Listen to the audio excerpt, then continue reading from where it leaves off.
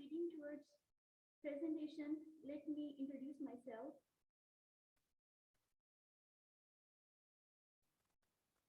Uh, I, Khadija Riaz, heartily welcome you all on this platform where we will begin our journey towards success, towards becoming a lecturer and excelling in the field of knowledge.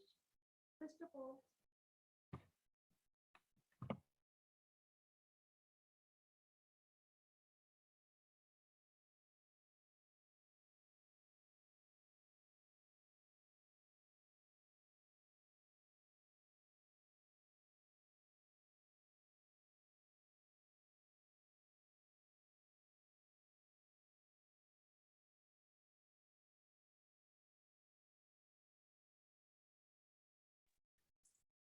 Okay, I'm sorry for this inconvenience. Some members were saying that they couldn't hear me properly, so I have to actually correct the position of my mic. First of all, let me introduce myself. It's me, Khadija Riaz. I'm from Gujranwala. I completed my Bachelor of Studies in English Language and Literature in 2018, and since that, I have devoted myself to teaching profession, and literally, I'm enjoying every second of it. During this journey, I also had the honor to be selected as a master trainer and trained hundreds of PhDs on single national curriculum. Alhamdulillah. Meanwhile, I prepared for the test and Alhamdulillah cleared it with distinction and obtained third position. So that's all about me. I hope there are no ambiguities about my introduction. So let's talk about PPSC. You all want to know about the tips and tricks like how to prepare for PPSC. और कुछ लोग तो ये भी कहते हैं कोई ऐसा जादुई नुस्खा है कि हमें बता दें और हम पीपीएससी का एग्जाम क्लियर कर लें। तो इससे पहले ये देखते हैं कि पीपीएससी है क्या बेसिकली।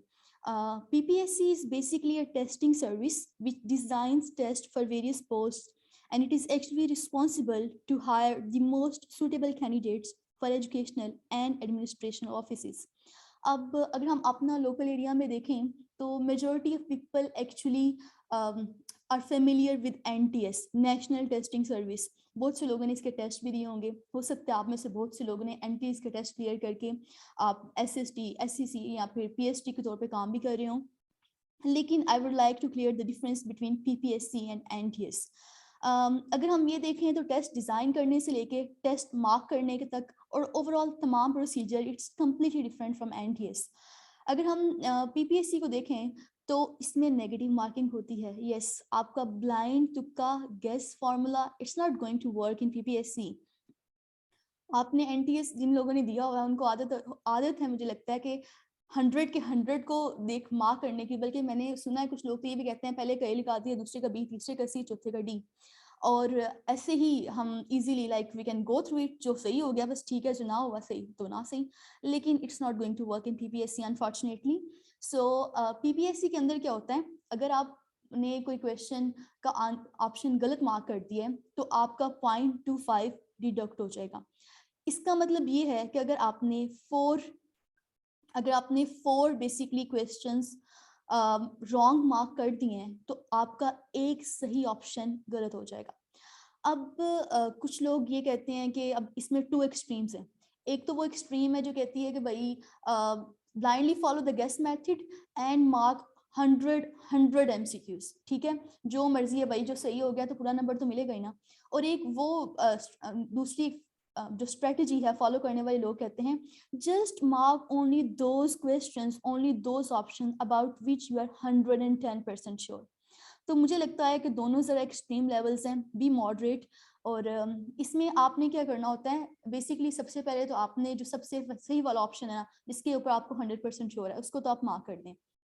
बाकी अब रह गए आपके वो ऑप्शंस जो कि आप जिनके बारे में आपको कंफ्यूजन है, सही है नहीं है, मार्क करूं ना करूं, आप उनको स्क्रूटनाइज करें। जैसे लेट्स सपोज आपको ये क्वेश्चन आ जाता है कि who is the father of epic poetry, और आपके सामने 4 ऑप्शन है। अब आपके सामने ऑप्शन नंबर 1 है होमर, ऑप्शन नंबर 2 है हिसियड, ऑप्शन नंबर 3 है Shakespeare was also a poet actually, and option number 4 is Wordsworth.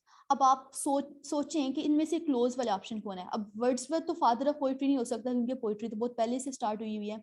Shakespeare भी बाद में आया था, चौसर इससे पहले का है, तो इसका मतलब है एपिक पोइट्री, क्या चौसर ने एपिक पोइट्री लिखी थी? नहीं लिखी थी ना, तो इसका मतलब है होमर या हिसियड में से कोई एक होगा, बल्कि हिसियड की बजाय मुझे चौसर का ऑप्शन देना चाहिए था। तो इसका मतलब है कि हिसियड या होमर में से कोई एक है। तो हम ये देखेंगे पहले कौन आया था। तो एपिक पोएम्स हमने किसकी ज्यादा पढ़ी हैं? इलियड और ओडिसी किसने लिखी है? होमर ने लिखी है ना, तो ऑब्वियसली वो होगा। यानी आप 4 ऑप्शंस हैं, उनमें से 3 पे आए, इन 3 में से कौन सा है? फिर आप एक ऑप्शन को एलिमिनेट कर लें कि भाई ये भी सूटेबल नहीं है, फिर उन 2 ऑप्शन में आए। अगर आपको 2 में से कोई डाउट है ना, तो फिर मार्क कर दें। और मेरे ख्याल में that's the strategy to actually opt and go for like what to mark in PPSC and what not to mark. और अगर हम वैसे देखें तो एनटीएस में इंटरव्यू सिर्फ 5 मार्क्स का होता था, और इसका मतलब है कि आप क्रैम कर सकते हैं, टेस्ट दे सकते हैं and you can go through it. PPSC में 100 मार्क्स का आपने इंटरव्यू देना है। इसका मतलब ये है कि टेस्ट में अगर आप ब्लाइंडली क्रैम कर रहे हैं, you are not getting the concepts, then you have to pay for it in interview. So you have to actually maintain a balance between conceptual questions and cramming too in PPSC. और इसके अलावा आपने 100 marks अगर करना है तो इसका मतलब है आपका कॉन्सेप्ट क्लियर होने चाहिए, और जो कि आप टेस्ट के दौरान साथ साथ कर लें तो it's better for you. So let's talk about syllabus now. Syllabus की अगर हम बात करें तो 80% is subject related, 20% comes from general knowledge. अब ये जो सब्जेक्ट रिलेटेड का मामला है ना, ये लोगों को बड़ा कंफ्यूज करता है. उनको लगता है कि सब्जेक्ट रिलेटेड का मतलब ये है कि जो सब्जेक्ट्स उन्होंने अपनी यूनिवर्सिटी में, अपने कॉलेज में पढ़े थे, उन्हीं में से पेपर आएगा. But actually subject related doesn't mean only from the syllabus which you studied in university or only from the syllabus which you have gone so far. So what does it mean? It means that anything related to your subject. PPSC ने ये कहा है 80% आएगा आपके subject से related. PPSC ने आपको ये नहीं कहा है कि 80% उन्हीं सब्जेक्ट में से आएगा जो कि आपने अपने यूनिवर्सिटी में, कॉलेज में पढ़े हैं. इसका मतलब है इंग्लिश से related they can ask you any question from linguistics, from literature, from English language. So be prepared for it. लेकिन इसका मतलब ये नहीं है कि आप डर जाएं कि इतना वास्ट लिटरेचर है, हमने कैसे करना है. Work hard, work smart. That's the key to succeed, and that's why I have arranged this session for you people. Or that's the reason I'm here to guide you, facilitate you, and actually motivate you to bring you closer towards this journey. और 20% general knowledge है. अब general knowledge इतना vast नहीं होता है, trust में, जितना आपको लगता है. उन्होंने पोर्शन दिए होते हैं, 2 मार्क्स जैसे उर्दू में से आने हैं, 2 मार्क्स इस्लामियात वाले में पोर्शन में से आएंगे, 2 मार्क्स मैथ वाले पोर्शन में से आएंगे. तो इसका मतलब है you have to actually focus more on that portion instead of like beating about the bush and actually covering the whole general knowledge scenario. हम इस पर डिटेल में बात करेंगे. और आपकी जो भी क्वेश्चंस हुए, you can actually raise your hand and I will answer all of your questions in the end. Don't worry about it. So here are some questions about PPSC which most of the people ask. First question is it too hard to crack PPSC? क्या PPSC को पास करना बहुत मुश्किल काम है? क्या PPSC पास करने वाले लोग सुपरनेचुरल बीइंग्स होते हैं? तो ऐसा बिल्कुल भी नहीं है. It's entirely not the case. It's absolutely not the case. It requires only one thing, and that is devotion, that is dedication, that is hard work. तो अगर आपने लेट सपोज आपने ड्रामा का पेपर था आपका, आपने कुछ नहीं पढ़ा, आप ऐसे ही वहाँ पे चले गए, तो आपको जो भी क्वेश्चन वहाँ पे आएगा ना, वो आपको मुश्किल ही लगेगा. हर वो टेस्ट मुश्किल होता है, उसको पास करना मुश्किल होता है जिसकी आपने प्रेपरेशन नहीं की होती. अगर आपने किसी चीज़ की प्रेपरेशन की हुई है ना, तो उसको पास करना मुश्किल काम नहीं है. और पाकिस्तान के हर दूसरे टेस्ट की तरह ये भी बहुत हद तक एक मेमोरी का टेस्ट ही है. अगर आप ओवरऑल अच्छे हैं, आपकी मेमोरी अच्छी है, आपने होमवर्क अच्छा किया हुआ है, आपने प्रिपरेशन की हुई है, आपने उन तमाम एरियाज को हिट किया हुआ है जो कि पास्ट पेपर्स में आए हुए थे, जो कि relevant to the like level of competitive exams, then it's not too hard to crack PPSC. And the other question is, can we pass it in just 2 months? अब जब से jobs announce हुई हैं, majority of people are like panic. They are in state of panic like क्या करें, अब 2 months में हो जाएगा, नहीं हो जाएगा, हमने तो इतना टाइम वेस्ट कर दिया है, अब इतना टाइम लग गया है, कब तक हम कर नहीं सके, अब इन 2 months में क्या होगा. Some of them are like guilty. कुछ लोग काफ़ी ज़्यादा गिल्टी हैं कि क्या करें, अब तो हमने इतना अपना टाइम भी वेस्ट कर दिया है. तो वो इसी गिल्ट में रहते हैं और इसके बाद वो बुक्स को हाथ भी नहीं लगाते हैं. अगर लगाते हैं तो बस सारा दिन पैनिक अटैक्स में गुजार देते हैं. तो आपको मैं एक बात बस आपको बताती हूँ, आपका माइंड और बॉडी का बड़ा गहरा रिलेशनशिप होता है. If you think that something is impossible, your mind will give you actually 100 reasons that how it's impossible. और आपको वो तमाम वेज बताएगा, देखो 2 मंथ्स रह गए, प्रेपरेशन तो होनी नहीं है, पहले कुछ पढ़ा नहीं है, बेसिक्स आती नहीं है, और सिलेबस मैंने अपने गो थ्रू नहीं किया हुआ, कोरोना में हमने पास कर लिया, अब क्या करें, तो बड़ा मुश्किल है, इट्स लाइक इम्पॉसिबल. और आपका ब्रेन आपको वो 100 की 100 रीजन बताएगा, ये भी नहीं है, ये भी नहीं है, ये भी नहीं है, ये भी नहीं है, इसका मतलब है नहीं हो सकता क्रैक 2 मंथ्स में, और आप हिम्मत हार के बैठ जाते हैं. दूसरा, अगर आपने इतना टाइम ये सोचने पे लगाया है how it's not possible, I would suggest you to think about the ways how it's possible, कैसे हम इसको पास कर सकते हैं. और ट्रस्ट में, इंग्लिश का लेक्चर का एग्जाम जितना मुश्किल नहीं होता as compare to sciences, because it's like honest and candid opinion. हम सबको पता है कि साइंसेस के जैसे फिजिक्स, केमिस्ट्री, मैथमेटिक्स, इनके काफ़ी ज़्यादा कॉन्सेप्ट होते हैं. अगर हम अपना इंग्लिश का देखें ना, तो we have to just be consistent, be motivated, be focused, and we must have a direction कि हमने जाना कहाँ पे है. अगर आपके पास वो डायरेक्शन है ना, तो आप इजीली 2 मंथ्स में पास कर सकते हैं. It's not that hard, trust me, and I will actually tell you about the tips and tricks like how can you pass it in just 2 months. And then there is another thing कि क्या fresh candidates इसको पास कर सकते हैं. कुछ लोगों को लगता है जिन्होंने भी 2019 में या 2020 में किया है कि they are too fresh to actually even appear in the exams. That's not the scenario. आपके पास नॉलेज फ्रेश है, आप मजीद मेहनत कर सकते हैं, और आप ज़रूर करें. अब इसका मतलब ये नहीं है कि अब वो लोग जिन्होंने 2016, 2015, 2014 या इससे पहले दिया हुआ था, they can not pass the exam. They can pass the exams too. मेरे ख्याल में किसी भी एग्जाम में प्रिपेयर होने के लिए एक ही चीज़ मैटर करती है, आपने कितना होमवर्क किया था, आपने कितनी हार्ड वर्क की थी. अगर आपकी हार्ड वर्क सही है, आपने मेहनत किया हुआ है, then anyone can pass any exams if you actually have prepared your homework. Okay, do we only need to cover syllabus of our university? मैंने इस क्वेश्चन का आंसर वैसे काफ़ी हद तक 80% सब्जेक्ट रिलेटेड में कर दिया है, but let me answer it again. We absolutely need not to cover only the syllabus of our university. हम सिर्फ अपनी यूनिवर्सिटी के सिलेबस पर रिलाई नहीं कर सकते. जो एग्जामिनर वहाँ पर बैठे हुए हैं, उन्होंने तमाम लीडिंग यूनिवर्सिटी के सिलेबस को सामने रखना है. सिर्फ आपकी यूनिवर्सिटी के, आपके कॉलेज के सिलेबस को सामने नहीं रखना है, बल्कि लीडिंग यूनिवर्सिटीज जितनी भी होंगी उनके सिलेबस को सामने रख के पेपर बनाया जाएगा. और एक और चीज़ जो कि unfortunately which is a sad state of affair, in our university all the contents are not covered. Like आपकी जो प्रॉस्पेक्टस होती है या जो आपका सिलेबस होता है, उसमें तमाम के तमाम कंटेंट्स लिखे होते हैं. लेकिन unfortunately the sad thing is कि हमारी जो यूनिवर्सिटी है वो हमें इस तमाम सिलेबस कवर नहीं करवाती है, जिसकी वजह से we actually face that difficulty. और द अदर थिंग इज़, एक और, do we only need to rely on MCQs book available in the market. अब बहुत से लोग ये कहते हैं कि भाई हमने डोगर खरीदी थी, हमने इल्मी खरीदी थी, और हमने जितनी भी बुक है फर्स्ट पेज से लेकर लास्ट पेज तक हमने सारी की सारी की थी, तो हमारा फिर भी क्लियर नहीं हुआ है. तो इसका मतलब ये है कि आप सिर्फ MCQs बुक पर रिलाई नहीं कर सकते. ये MCQs बुक इसलिए बनाई जाती हैं कि आप अपने पहले कॉन्सेप्ट्स क्लियर करें. लेट्स सपोज कि आज हमने जैसे ग्रीक लिटरेचर पढ़ना है, तो इसका मतलब ये नहीं है यहाँ कि आपने ऐसा करें कि MCQs बुक में से फर्स्ट वाला पोर्शन है उसके ऊपर ग्रीक लिटरेचर लिखा हुआ है, सारे MCQs हैं, उनको क्रैम कर लें, उनको याद कर लें, and that's it. MCQs book इसलिए होती हैं कि आप पहले टॉपिक पढ़ें, उसको गूगल करें, कुछ वीडियो देखें, कॉन्सेप्ट्स क्लियर करें. इसके बाद अपनी अपनी कंप्रीहेंशन को जज करने के लिए you actually have to buy these books. और इसमें आप सिर्फ एक बुक मत खरीदें. I will also say you this thing. Fatima, you have raised your hand, don't worry about that. I will actually give you time to each and every participant to clear all the questions in the end of the session. So you just need to actually listen me right now. ये MCQs book इसलिए, आप ये नहीं है कि आप इसको खरीदें मत, आप इनको ज़रूर खरीदें, इल्मी लें, डोगर लें, एम्पोरियम लें, लेकिन अपने कॉन्सेप्ट्स क्लियर करने के बाद आप फिर इन MCQs बुक से जाके अपनी कंप्रीहेंशन लेवल चेक करें. Are we getting the things in a right way? Is there any like still we couldn't comprehend some topic? तो हम इस टॉपिक को भी दोबारा समझ लेते हैं. अब ज़रूर खरीदें बुक्स, बल्कि एक ही बजाय ज़्यादा खरीदें, लेकिन ऐसा करें कम से कम कि अपने कॉन्सेप्ट्स पहले क्लियर कर दिया करें. अच्छा, PPSC के रिसेंट स्कैंडल्स के बाद एक और क्वेश्चन आना शुरू हो गया सामने. Is there any favouritism in PPSC?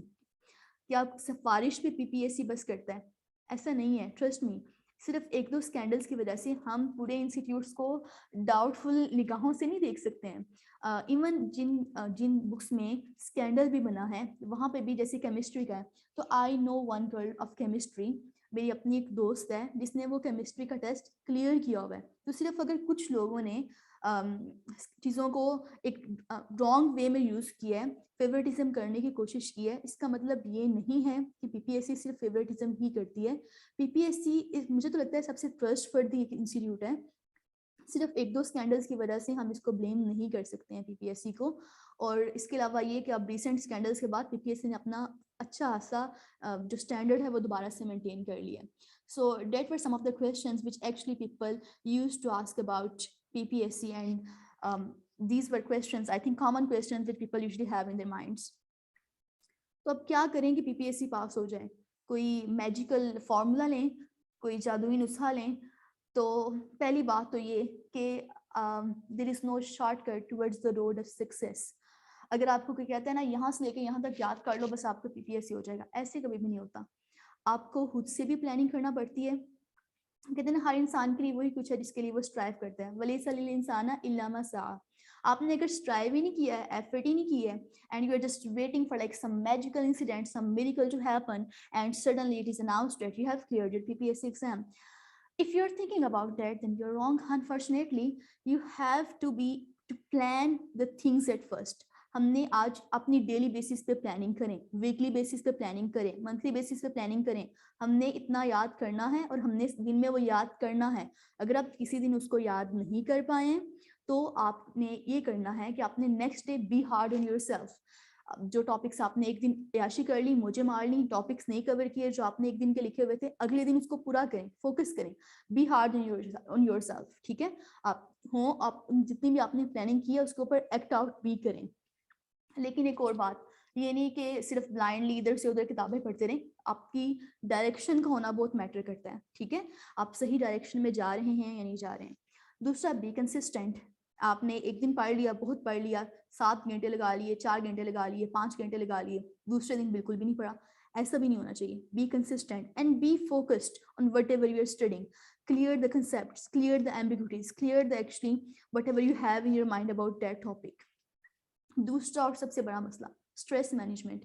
Panic ना हो, पीपीएससी जिंदगी मौत का मसला नहीं है। ठीक है, अगर आप एफर्ट कर रहे हैं, आप हार्ड वर्क हैं और आपको फिर भी गिल्ट का शिकार है कि मैंने अपना मैं इतनी देर से फारिग थी, मेरा रिजल्ट आया हुआ था, I should start preparing from that time and you couldn't prepare, तो it's okay, it's completely okay. You are a human being, you can sometimes commit mistakes, you can sometimes like spend more time in entertainment, लेकिन learn the lessons from that mistakes. Don't be like too much panic. Stress को manage करें। इतना ज़्यादा depressed होके भी PPSC नहीं होता है। चीज़ों को ज़रा लाइटर लेवल पे रखें, एफर्ट करें, and that's it. And stay away from the distractions. और डिस्ट्रैक्शंस में पहले नंबर पे ना मैं वो लोग रखती हूँ जो कहते हैं कि हमने तो पीपीएससी के एग्जाम के लिए प्रिपरेशन की नहीं थी, बस रिजल्ट टेस्ट की डेट अनाउंस हुई थी तो हमने बस पढ़ना शुरू किया और हमने एक हफ्ता पहले पढ़ा और उसके बाद हमने पास कर लिया इतने अच्छे नंबरों से। ऐसा कभी भी नहीं होता है, ट्रस्ट मी। मैं ऐसी किसी बात को नहीं मानती हूँ कि आपने सिर्फ एग्जाम से, पीपीएससी जैसे एग्जाम कि आप 17th ग्रेड के लिए अपेयर हो रहे हैं, आप किसी छोटी मोटी जॉब के लिए अपेयर नहीं हो रहे हैं। You are going to appear for like a post of 17th grade. आपने पढ़ना है तो आपको जॉब मिलनी है। हर वो बंदा जो कहता है कि बस मैंने तो रातों रात किताबें पकड़ी और जितना पहले पढ़ा हुआ था सारी जिंदगी हम पढ़ते रहे हैं, मास्टर्स है हमारा, हमें पढ़ने की क्या जरूरत है, then you are on the wrong point. Actually, you have to prepare for PPSC, then you can appear for the exam. तो ऐसे लोगों से आपने बहुत सख्त परहेज करनी है जो कहते हैं कि इतना पढ़ने की जरूरत नहीं होती है, पहले जितना पढ़ लिया उसी की बेसिस पे हम क्लियर कर जाएंगे। अगर आपने पहले बहुत पढ़ा है, आपने बीएस में बहुत पढ़ा है, मास्टर्स में बहुत पढ़ा है, आपकी बेसिक्स अच्छी होंगी, आप उनकी बेसिस पे ज़्यादा क्लैरिटी के साथ काम कर सकते हैं। लेकिन ये नहीं है कि आप लाइक बिल्कुल भी ना पढ़ें और आप पीपीएससी क्लियर कर जाएं। दूसरे नंबर पे मैं रखूँगी मोबाइल फ़ोन को, सोशल मीडिया को। Some people have this habit that whenever they see that some post is going to announce, unfortunately we have only 1 minute left to end this Zoom meeting. मैं दोबारा से इसको आपने इसी link के साथ ज्वाइन करना है क्योंकि Zoom का ये है कि 40 मिनट्स के बाद मीटिंग एक्सपायर हो जाती है इसकी, तो अगर ये एक्सपायर होगी तो you have to join me again. अच्छा, दूसरे नंबर पे मैं सोशल मीडिया को रखूँगी। सोशल मीडिया पे some people tend to be overly active when the jobs are announced. सारा दिन फेसबुक पे व्हाट्सएप पे देखेंगे कौन सा मेंटोर है, कौन सा बंदा है जो हमें जादू की कोई छड़ी दे दे और हम